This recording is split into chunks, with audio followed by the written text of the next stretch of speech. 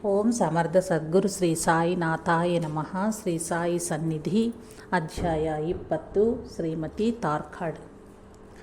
ಇಂದಿನ ಸಾಯಿ ಭಕ್ತರಿಗೆ ಬಾಬಾ ಚರಿತ್ರೆಯ ಗ್ರಂಥಗಳಲ್ಲಿ ಶ್ರೀಮತಿ ಮ್ಯಾನೇಜರ್ ಆಗಿ ಸುಪರಿಚಿತರಾದ ಭಕ್ತಿಯ ಶ್ರೀಮತಿ ತಾರಾಬಾಯಿ ಸದಾಶಿವ್ ತಾರ್ಕಡ್. ಈಕೆ ತನ್ನ ಭಾವಮೈದನಾದ R.A. ತಾರ್ಕಡ್ರ ಮೂಲಕ ಮೊದಲ ಬಾರಿ ಬಾಬಾರವರ ಮಹಿಮೆಯನ್ನು ಕೇಳಿದ ಅನಂತರ ಸ್ವಲ್ಪ ಭಕ್ತಿಶ್ರದ್ಧೆಗಳು ಏರ್ಪಟ್ಟವು. ಒಮ್ಮೆ ಇವರ ಮಗಳಾದ ನಳಿನಿ ತಾರ್ಕಡ್ಲಿಗೆ 15ನೆಯ ತಿಂಗಳಲ್ಲಿ ಅಕಸ್ಮಾತ್ತಾಗಿ ಜ್ವರ ಬಂದಿತ್ತು. ಆಗ ಆಕೆ, ಬಾಬಾ ನಿಜವಾಗಿಯೂ ನನ್ನ ಭಾವಮೈದನ ಹೇಳಿದ್ದು ಮಹಿಮಾನ್ವಿತರೇ ಆದಲ್ಲಿ ನನ್ನ ಮಗುವಿಗೆ ಆರೋಗ್ಯ ಸುಧಾರಿಸಬೇಕು. ಹಾಗೆ ಸುಧಾರಿಸಿದಲ್ಲಿ ನಮ್ಮ ಇಡೀ ಕುಟುಂಬವು ಮಗುವಿನೊಂದಿಗೆ ಶಿರ್ಡಿಗೆ ನಿಮ್ಮ ದರ್ಶನಕ್ಕೆ ಬರುವವು ಎಂದು ಹರಸಿಕೊಂಡರು. ಶೀಘ್ರದಲ್ಲಿಯೇ ಹೆಣ್ಣು ಮಗುವಿಗೆ ಆರೋಗ್ಯ ಸುಧಾರಿಸಿತು. ಆ ದಂಪತಿಗಳು ಮಗುವನ್ನು ಕರೆದುಕೊಂಡು ಹೋಗಿ ಬಾಬಾರನ್ನು ದರ್ಶಿಸಿದರು. ಆಗ ಆಕೆ ಮನಗಂಡ ಶ್ರೀ ಸಾಯಿನಾಥರ ಸನ್ನಿಧಿಯ ಪ್ರಭಾವದ ಬಗ್ಗೆ ಹೀಗೆ ಹೇಳಿರುವರು. ಆ ದಿನಗಳಲ್ಲಿ ಶಿರ್ಡಿಯ ಗ್ರಾಮದೊಳಗೆ ಬೀದಿ ದೀಪಗಳು ಸಹಿತ ಇರುತ್ತಿರಲಿಲ್ಲ. ಆಗ ಅಲ್ಲಿ ಗ್ರಾಮ ಪಂಚಾಯಿತಿಯೂ ಇರಲಿಲ್ಲ. ಇದರೊಂದಿಗೆ ಗ್ರಾಮದಲ್ಲಿ ಎಲ್ಲಿ ನೋಡಿದರೂ ಹಾವುಗಳು ತಿರುಗುತ್ತಿದ್ದವು. ಒಂದು ದಿನ ರಾತ್ರಿ ಈಕೆ ಕಾಡ್ ಕತ್ತಲಲ್ಲಿ ಒಂದು ಬೀದಿಯಲ್ಲಿ ನಡೆಯುತ್ತಿರಲು ಯಾಕೋ ತಮಗೆ ತಿಳಿಯದಂತೆ ಒಂದೆಡೆ ನಿಲ್ಲಬೇಕಂತ ಅನಿಸಿ ನಿಂತುಬಿಟ್ಟರು. ಕೆಲವು ನಿಮಿಷಗಳ ಅನಂತರ ಯಾರೋ ಆ ಬದಿಗೆ ದೀಪವನ್ನು ತಂದರು. ಆಗ ಆಕೆಗೆ ತಿಳಿದಿದ್ದೇನೆಂದರೆ ಆಕೆ ಒಂದು ಹೆಜ್ಜೆ ಮುಂದೆ ಇಟ್ಟಿದ್ದರೂ ಅಲ್ಲಿ ರಸ್ತೆಯ ನಡುವೆ ಮಲಗಿದ್ದ ಹಾವಿನ ಮೇಲೆ ತಮ್ಮ ಕಾಲು ತಾಕುತ್ತಿತ್ತು. ಬಾಬಾರವರು ತಮ್ಮ ಸೂಕ್ಷ್ಮವಾದ ರೀತಿಯಲ್ಲಿ ಭಕ್ತರನ್ನು ತಕ್ಕ ಸಮಯಕ್ಕೆ ಹೇಗೆ ಪ್ರೇರಣೆ ನೀಡಿ ಕಾಪಾಡುವರೋ ಎಂಬುದು ಆಕೆಗೆ ಅರ್ಥವಾಯಿತು. ಹೀಗೆ ಎಷ್ಟೋ ಬಾರಿ ನಡೆಯಿತು. ಬಾಬಾರವರು ಹೀಗೆ ಎಷ್ಟು ಬಾರಿ ರಕ್ಷಿಸಿದರೂ ನಾವು ಗುರುತಿಸಬಲ್ಲವೇ?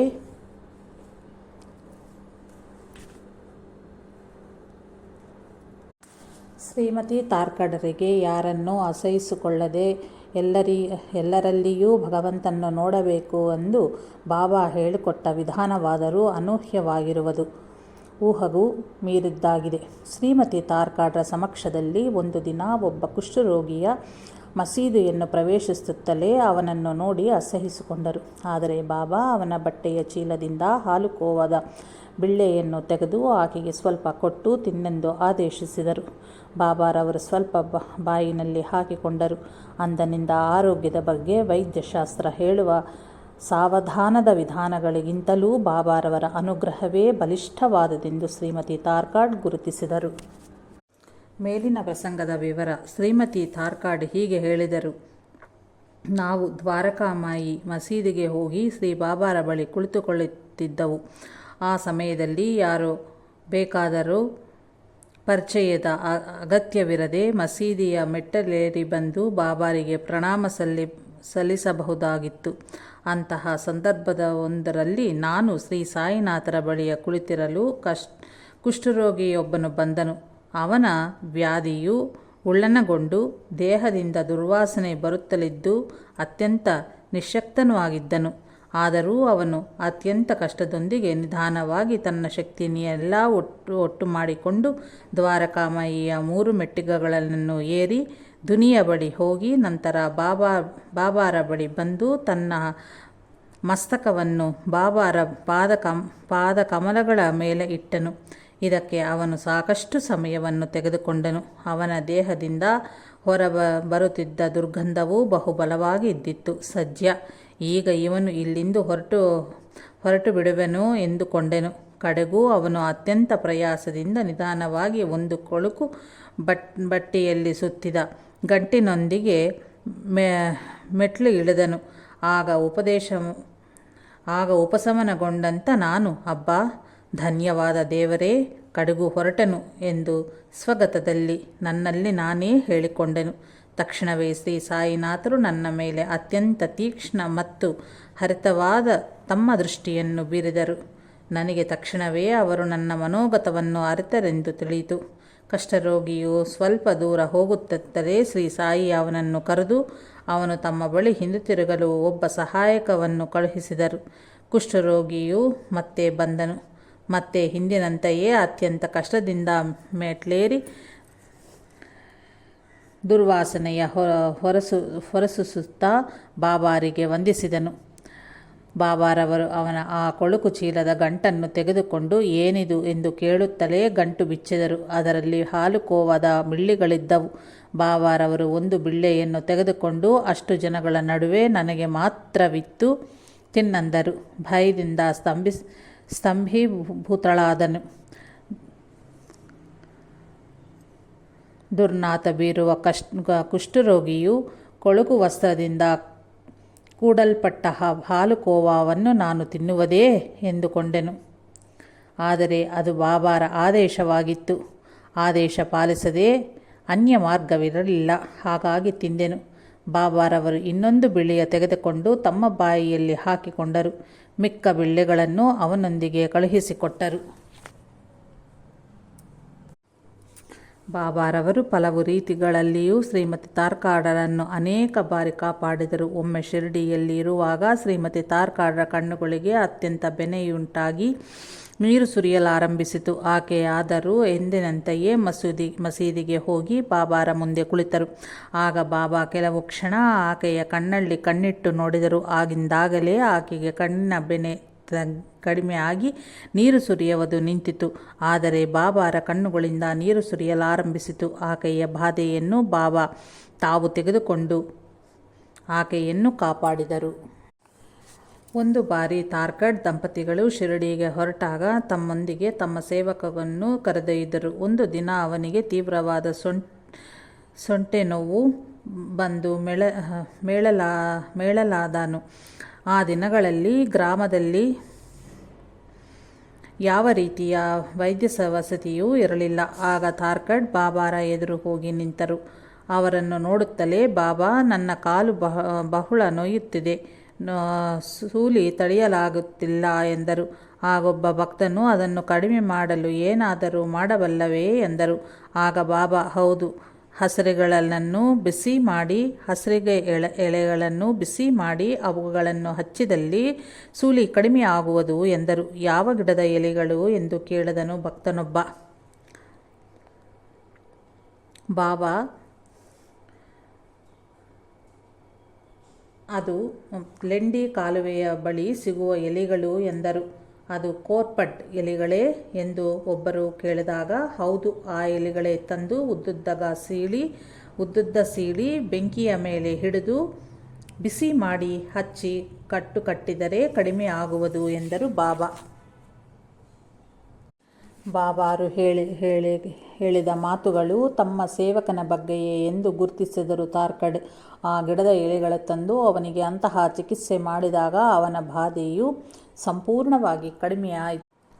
1915ರಲ್ಲಿ 1 ತಿಂಗಳು ಹೆಚ್ಚು ಕಾಲ ಶ್ರೀಮತಿ ತಾರ್ಕಡ್ ತೀವ್ರವಾದ ಅರತಲೆ ನೋವಿನಿಂದ ಬಾಧೆಪಡುತ್ತಿದ್ದರು. ಎಷ್ಟು ಔಷಧೋಪಚಾರಗಳನ್ನು ಮಾಡಿದರೂ ಸಹಿತ ಕಾರಣ ಆಕೆ ಆ ಬಾಧೆಯನ್ನು ಸಹಿಸಲಾಗದೆ ಸಾಯುವುದೇ ಲೇಸವೆಂದು ಭಾವಿಸಿದರು. ಆದರೆ ಹಾಗೆ ಸಾಯುವುದು ಶಿರಡಿಗೆ ಹೋಗಿ ಬಾಬಾರವರ ಪಾದಗಳಲ್ಲಿಯೇ ಹೋದರೆ ಮಹಾ ಅದೃಷ್ಟವಲ್ಲವೆಂದು ತಿಳಿದು ಗಂಡನೊಂದಿಗೆ ಕೋಪರಗಾಂವ್ಗೆ ಬಂದರು. ಅಲ್ಲಿ ಗೋದಾವರಿ ನದಿಯನ್ನು ನೋಡುತ್ತಿದ್ದಂತೆಯೇ ತಾವು ಸಾಯುವ ಮುಂಚೆ ಕಡೆಯ ಬಾರಿಯಾಗಿ ಗೋದಾವರಿ ನದಿಯಲ್ಲಿ ಸ್ನಾನ ಮಾಡಿದ್ದಲ್ಲಿ ನದಿ ಸ್ನಾನದ ಪುಣ್ಯವೂ ಬರುವುದೆಂದು ತಿಳಿದು ಶ್ರೀಮತಿ ತಾರ್ಕಡ್ ಧೈರ್ಯ ಮಾಡಿ ಆ ತಣ್ಣೀರ ಸ್ನಾನವ ಮಾಡಿದರು. ಸಾಮಾನ್ಯವಾಗಿ ಅಂತಹ ತಣ್ಣೀರಿನಲ್ಲಿ ಸ್ನಾನ ಮಾಡಿದರೆ ತಲೆನೋವು ಸೂಲಿ ಮತ್ತಷ್ಟು ಹೆಚ್ಚಾಗಬೇಕು. ಅದೇನು ವಿಶೇಷವೋ ಏನೋ, ಆಕೆ ಸ್ನಾನ ಮುಗಿಸಿ ನದಿಯಿಂದ ಹೊರಬರುವಷ್ಟರೊಳಗಾಗಿ ಆಕೆಯ ಅರತಲೆ ಸೂಲಿ ಕಡಿಮೆ ಲವಲೇಶವೂ ಇರಲಿಲ್ಲ, ಪೂರ್ತಿಯಾಗಿ ಕಮ್ಮಿ ಆಯಿತು. ಅಷ್ಟೇ ಅಲ್ಲ, ಅದರ ನಂತರ ಆಕೆಗೆ ಆ ಅರತಲೆ ನೋವು ಎಂದಿಗೂ ಬರಲೇ ಇಲ್ಲ. ಬಾಬಾರವರು ಲೌಕಿಕವಾಗಿ ಶ್ರೀಮತಿ ತಾರ್ಕಡ್ರ ಪತಿಯನ್ನು ಅನುಗ್ರಹಿಸಿದರು. ಒಂದು ಬಾರಿ ಅವರ ಪತಿಯನ್ನು ಒಂದು ಮಿಲ್ಲಿನಲ್ಲಿ ಮ್ಯಾನೇಜರ್ ಪದವಿಯಿಂದ ತೆಗೆದುಹಾಕಿದರು. ಅದರ ನಂತರ ತಾರ್ಕಡ್ ಬಹಳ ಕಾಲ ನಿರುದ್ಯೋಗಿಯಾಗಿಯೇ ಇದ್ದರು. ಕಡೆಗೆ ಬಾಬಾರ ಆಶೀರ್ವಾದ ಪಡೆದರೆ ತಮಗೆ ಉದ್ಯೋಗ ಲಭಿಸುವ ಎಂದು ತಿಳಿದು ಆ ದಂಪತಿಗಳು ಶಿರಡಿಯ ಸೇರಿದರು. ಆದರೆ ಬಹಳ ದಿನಗಳಿದ್ದರೂ ಬಾಬಾರವರು ಅವರ ಉದ್ಯೋಗದ ಬಗ್ಗೆ ಏನೂ ಮಾತನಾಡಲಿಲ್ಲ. ತಾತ್ಯಾ ಪಾಟೀಲ್ ಮೊದಲಾದವರು ಕಾಲಕ್ಷೇಪಕ್ಕಾಗಿ ಅಹಮದಾನಗರ್ ಹೊರಡುತ್ತಿರುವರು. ನೀನೂ ಅವನೊಂದಿಗೆ ಹೋಗಿ ಅಲ್ಲಿಂದ ಪುಣೆಗೆ ಹೋಗು ಎಂದರು. ಬಾಬಾರವರು ತಮಗೆ ಉದ್ಯೋಗವನ್ನು ಕೊಡಿಸದೆಯೇ ವಿನೋದಾರ್ಥವಾಗಿ ತಮ್ಮನ್ನು ಕಳುಹಿಸುತ್ತಿರುವರೆಂದು ತಿಳಿದು ಅವರು ಅತ್ಯಂತ ಖಿನ್ನರಾದರು. ಆದರೂ ಬಾಬಾರವರ ಆದೇಶವನ್ನು ಪಾಲಿಸಬೇಕು ಎಂದು ತಿಳಿದು ಅವರು ಅಹಮದಾನಗರ್ನಲ್ಲಿ ಸಿನಿಮಾ ನೋಡಿ ಅಲ್ಲಿಂದ ಪುಣೆಗೆ ಹೋದರು. ಅಲ್ಲಿಯವರೆಗೂ ತಮ್ಮನ್ನು ಬಾಬಾ ಅಲ್ಲಿಗೆ ಏಕೆ ಕಳುಹಿಸಿದರೋ ಎಂಬುದು ಅವರಿಗೆ ಅರ್ಥವಾಗಲಿಲ್ಲ. ಪುಣೆಯ ಒಂದು ಮಿಲ್ಲಿನಲ್ಲಿ ಕಾರ್ಮಿಕರೆಲ್ಲರೂ ಮುಷ್ಕರ ಪ್ರಾರಂಭಿಸಿದ್ದರು. ಕಾರ್ಮಿಕರೊಂದಿಗೆ ವ್ಯವಹರಿಸುವುದರಲ್ಲಿ ಅತ್ಯಂತ ದಕ್ಷರೆಂದು ಹೆಸರುವಾಸಿಯಾಗಿದ್ದ ತಾರ್ಕಡ್ಗಾಗಿ ಆ ಮಿಲ್ಲಿನ ಯಜಮಾನರು ಮುಂಬೈ ಮೊದಲಾದ ಪ್ರಾಂತಗಳಿಗೆ ತಂತಿಯ ಮೂಲಕ ಆಹ್ವಾನವನ್ನು ಕಳುಹಿಸಿದರು. ಸರ್ವಜ್ಞರಾದ ಬಾಬಾರವರು ಅದನ್ನು ಅರಿತೇ ಸಮಯಕ್ಕೆ ಸರಿಯಾಗಿ ಪುಣೆಗೆ ಕಳುಹಿಸಿರುವುದ ಮೂಲಕ ಅವರಿಗೆ ತಕ್ಷಣವೇ ಆ ಮಿಲ್ಲಿನ ಮ್ಯಾನೇಜರ್ ಉದ್ಯೋಗ ಲಭಿಸಿತು. ಬಾಬಾರವರ ಆದೇಶಗಳು ತಾತ್ಕಾಲಿಕವಾಗಿ ಕಠೋರವಾಗಿ ಕಂಡರೂ ಅದರ ಅಂತ್ಯವ ನೋಡಿದಲ್ಲದೆ ಅಮೃತದಂತಹ ಅವರ ಅಂತರಂಗದ ಸಂಕಲ್ಪ ನಮಗರ್ಥವಾಗುವುದು. ಬಾಬಾರ ಬಗ್ಗೆ ಶ್ರೀಮತಿ ತಾರ್ಕಾಡ್ ಕೆಲವು ಆಸಕ್ತಿಕರವಾದ ವಿವರಗಳನ್ನು ಹೇಳಿರುವರು. ಬೆಳಗಿನ ಜಾವದಲ್ಲಿ ಅವರು ದುನಿಯ ಬಳಿ ಕುಳಿತುಕೊಂಡು ತಮ್ಮ ಕೈಬೆರಳುಗಳನ್ನು ನಮಗೆ ಅರ್ಥವಾಗದ ರೀತಿಯಲ್ಲಿ ಸಂಕೇತಗಳ ಮಾಡುತ್ತಾ ಹಾ ಪರಮಾತ್ಮ ಎಂಬ ಪದವನ್ನು ಉಚ್ಚರಿಸುತ್ತಿದ್ದರು. ಭಕ್ತರಿಗೆ ಬಾಬಾ ಆಧ್ಯಾತ್ಮಿಕ ಉನ್ನತಿಯನ್ನು ಪ್ರಸಾದಿಸುತ್ತಿದ್ದ ರೀತಿಯಾದರೂ ಅತ್ಯಂತ ಗುಪ್ತವಾಗಿರುತ್ತಿತ್ತು. ಬಹು ಅಪರೂಪವಾಗಿ ಅವರು ದೈವದ ಬಗ್ಗೆ ಮಾತನಾಡುತ್ತಿದ್ದರು. ಬಾಬಾರವರು ಯಾವ ಸಾಧನಾ ಪದ್ಧತಿಯನ್ನು ಅನುಸರಿಸಿರುವರೆಂದು ಯಾರಿಗೂ ತಿಳಿಯಲಾಗುತ್ತಿರಲಿಲ್ಲ. ಆದರೆ ಅವರಲ್ಲಿಯ ಪಾವಿತ್ರ್ಯತೆಯ ಬಲ, ಕ್ರಮಬದ್ಧತೆ, ವೈರಾಗ್ಯ ಸ್ಪಷ್ಟವಾಗಿ ಪ್ರಕಟವಾಗುತ್ತಿತ್ತು. ಅವರಿಗೆ ಜ್ವರ ಬಂದಾಗಲೂ ಸಹ ಭಿಕ್ಷೆಗೆ ಹೋಗುವುದನ್ನು ಮಾತ್ರ ತಪ್ಪಿಸುತ್ತಿರಲಿಲ್ಲ. ಹಾಗೆ ಭಿಕ್ಷೆಯಿಂದ ತಂದಿದ್ದರಲ್ಲಿ ಅವರು ಸ್ವಲ್ಪ ಮಾತ್ರವೇ ಭುಜಿಸುತ್ತಿದ್ದರು. ಮಿಕ್ಕಿದ್ದನ್ನೆಲ್ಲ ಇತರರಿಗೆ ಕೊಟ್ಟು ಬಿಡುತ್ತಿದ್ದರು ಅಥವಾ ಇತರರು ತಾವೇ ತೆಗೆದುಕೊಳ್ಳುತ್ತಿದ್ದರು. ಸಾಮಾನ್ಯವಾಗಿ ಬಾಬಾ ಅವರು ಹೇಳುತ್ತಿದ್ದ ಮಾತುಗಳಿವು. ವರ್ತಕರು, ವಣಿ, ಎಣ್ಣೆ ವ್ಯಾಪಾರಿಗಳು, ತೇಲಿ ಇವರಿಗೆ ಸಂಬಂಧಿಸುವುದಗಳೇ ಆಗಿದ್ದವು. ಸ್ಥೂಲ ದೃಷ್ಟಿಗೆ ಅವರ ಮಾತುಗಳು ಅರ್ಥವಿಲ್ಲದ ಹುಚ್ಚು ಪ್ರಲಾಪಗಳಾಗಿ ತೋರುತ್ತಿದ್ದವು. ಆದರೆ ಅವರು ಬುದ್ಧಿಪೂರ್ವಕವಾಗಿಯೇ ಹಾಗೆ ಮಾತನಾಡುತ್ತಿದ್ದರು. ಅವರು ಯಾರನ್ನು ಉದ್ದೇಶಿಸಿ ಮಾತನಾಡುವುದರೋ ಅವರಿಗೆ ಮಾತ್ರ ಅರ್ಥವಾಗುತ್ತಿತ್ತು. ಸುಖದ ಬಗ್ಗೆ ನಿರ್ಲಿಪ್ತತೆಯೇ ಅವರ ಪ್ರಧಾನ ಲಕ್ಷಣವಾಗಿದ್ದಿತು. ಅವರು ತಮ್ಮ ವಾಸಸ್ಥಳದ ಬಗ್ಗೆ ಆಗಲಿ ಸುಖದ ಬಗ್ಗೆ ಆಗಲಿ ಸ್ವಲ್ಪವೂ ಹಚ್ಚಿಕೊಳ್ಳುತ್ತಿರಲಿಲ್ಲ. ಶಿಥಿಲವಾಗಿ ಸುಲಿದು ಬೀಳುತ್ತಿರುವ ಮಣ್ಣಿನ ಚೂರುಗಳನ್ನೂ ಪುರಾತನವಾದ ಆ ಮಸೀದಿಯೇ ಅವರ ನಿವಾಸವು. ಶ್ರೀ ಸಾಯಿನಾಥರು ಅದನ್ನು ಎಂದಿಗೂ ದುರಸ್ತಿ ಮಾಡಿಸಬೇಕು ಎಂದು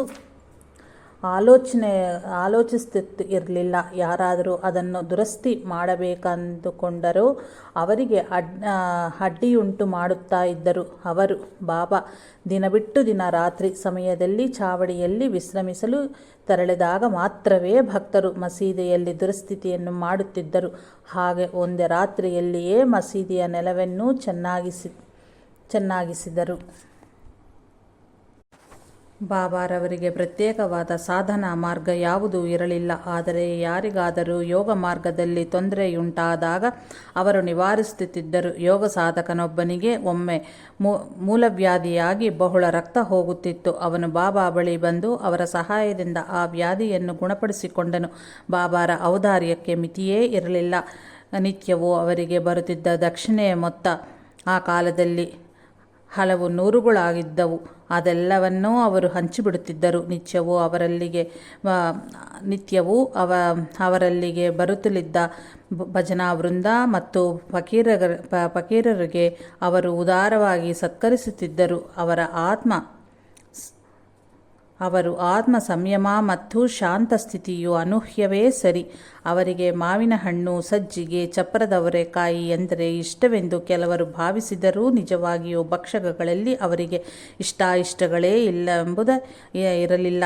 ಅವರು ತಮ್ಮ ಆರೋಗ್ಯದ ಕಾಳಜಿಯ ಮಾಡುತ್ತಿರವೆಂಬುದು ಎಲ್ಲರಿಗೂ ತಿಳಿದ ವಿಷಯವೇ ಹೌದು. ಅವರನ್ನು ಯಾರಾದರೂ ಯಾವಾಗಲಾದರೂ ಸರಿ ಮುಕ್ತವಾಗಿ ದರ್ಶಿಸಬಹುದಾಗಿತ್ತು. ನನ್ನ ದರ್ಬಾರಿ ಯಾವಾಗಲೂ ತೆರೆದೇ ಇರುವುದು ಎಂದು ಬಾಬಾ ಅವರೇ ಹೇಳುತ್ತಿದ್ದರು. ಬಾಬಾರವರ ಎಲ್ಲ ಚರ್ಯೆಗಳು ನೇರ ಮತ್ತು ಬಹಿರಂಗವಾಗಿಯೇ ಇರುತ್ತಿದ್ದವು. ಅವರು ಗೋಪ್ಯವಾಗಿ ಏನನ್ನೂ ಮಾಡುತ್ತಾ ಇರಲಿಲ್ಲ. ಅವರು ಇತರರಿಂದ ಯಾವುದನ್ನೂ ಮರೆಮಾಡುವ ಅವಶ್ಯವೇ ಇರಲಿಲ್ಲ. ನಿಶ್ಚಲವಾದ ಶಾಂತಿ ಮತ್ತು ಸಂಪೂರ್ಣವಾದ ಸ್ವತಂತ್ರ ಸ್ಥಿತಿಯೇ ಅವರಲ್ಲಿಯೇ ಪ್ರತ್ಯೇಕ ಲಕ್ಷಣಗಳು. ಅವರು ಸಾಧನಗೈದು ಸಿದ್ಧಿಕೊಳ್ಳಬೇಕಾದ್ದಾಗಲಿ ಸ್ವಾರ್ಥದಿಂದ ಸಂರಕ್ಷಿಸಿಕೊಳ್ಳಬೇಕಾದ್ದಾಗಲಿ ಇರಲಿಲ್ಲ. ಹಾಗೆಯೇ ಅವರಿಗೆ ಯಾವ ಸಂಸ್ಥೆಯೂ ಇರಲಿಲ್ಲ. ತವಕ ಮತ್ತು ಕಳವಳಗೊಳ್ಳಬೇಕಾದಂತಹ ಅಂತಸ್ತುಗಳೂ ಅವರಿಗೆ ಇರಲಿಲ್ಲ. ಪ್ರತಿನಿತ್ಯವೂ ಅವರಿಗೆ ಹೇರಳವಾಗಿ ದಕ್ಷಿಣೆಯ ರೂಪದಲ್ಲಿ ಹಣ ಬರುತ್ತಿದ್ದರೂ ಅವರು ಸಮಾಧಿ ಹೊಂದಿದ್ದಂದು ಅವರ ಬಳಿ 16 ರೂಗಗಳು ಮಾತ್ರವೇ ಇದ್ದವು. ಅವರು ಸಮಾಧಿ ಹೊಂದಿದಂದು ಅವರ ಬಳಿ 16 ರೂಗಗಳು ಮಾತ್ರವೇ ಇದ್ದವು. ಪರಿಪೂರ್ಣ ನ್ಯಾಯ, ನೀತಿ, ನಿಷ್ಪಕ್ಷಪಾತಗಳೇ ಅವರ ಸಹಜ ಲಕ್ಷಣಗಳು. ಧನಿಕರಿಗೆ ನಡಿಮಡಿಯನ್ನು ಹಾಸುವುದಾಗಲಿ ಹಾಗೆಯೇ ಬಡವರನ್ನು ತಿರಸ್ಕರಿಸುವುದಾಗಲಿ ಅವರು ಎಂದಿಗೂ ಮಾಡುತ್ತಾ ಇರಲಿಲ್ಲ. ಆಂಗ್ಲ ಪ್ರಭುತ್ವದ ಆದಾಯ ಶಾಖೆಯ ಅಧಿಕಾರಿಗಳು, ಜಿಲ್ಲಾಧಿಕಾರಿಗಳು, ಮಮಲ್ತಾದಾರರು ಅವರ ಸನ್ನಿಧಿಗೆ ಬರುತ್ತಿದ್ದರು. ಹಾಗೆಯೇ ಬೀದಿ ಬೀದಿ ತಿರುಗುವ ಬಡವರು, ಭಿಕ್ಷುಕರು ಶ್ರೀ ಸಾಯಿ ಸನ್ನಿಧಿಯ ಲಾಭವನ್ನು ಪಡೆಯುತ್ತಿದ್ದರು. ಬಾಬಾರವರು ಇವರೆಲ್ಲರನ್ನೂ ಸರಿಸಮಾನವಾಗಿ ನೋಡುತ್ತಿದ್ದರು. ನಾನು ನೋಡಿದ ಎಲ್ಲ ಮಹಾತ್ಮರುಗಳಿಗಿಂತಲೂ ಅವರು ಬಹಳ ಶ್ರೇಷ್ಠರು.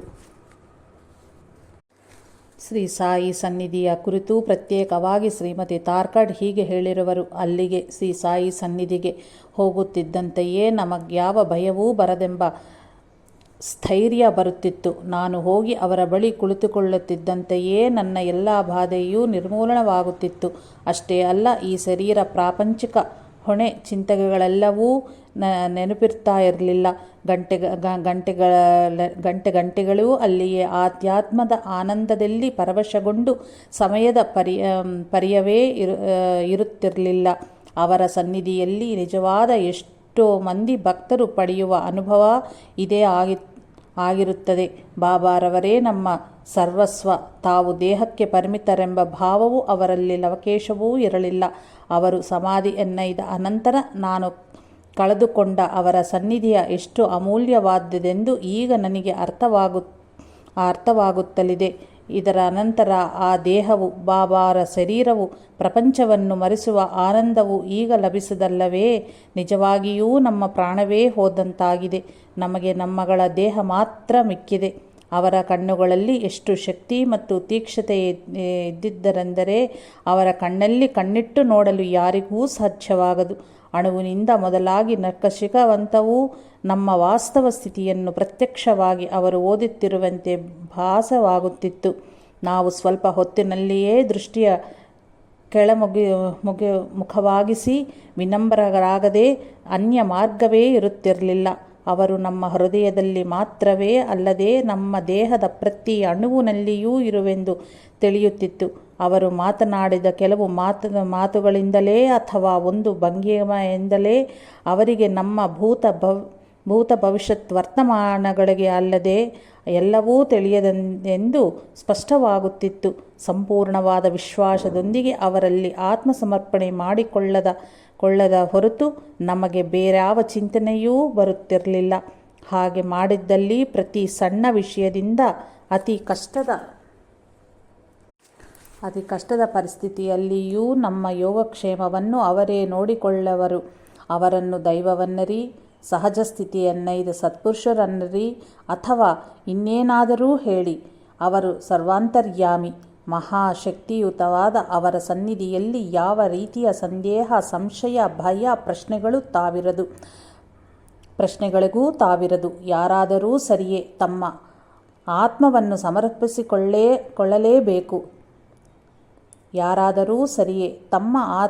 ಸಮರ್ಪಿಸಿಕೊಳ್ಳಲೇಬೇಕು.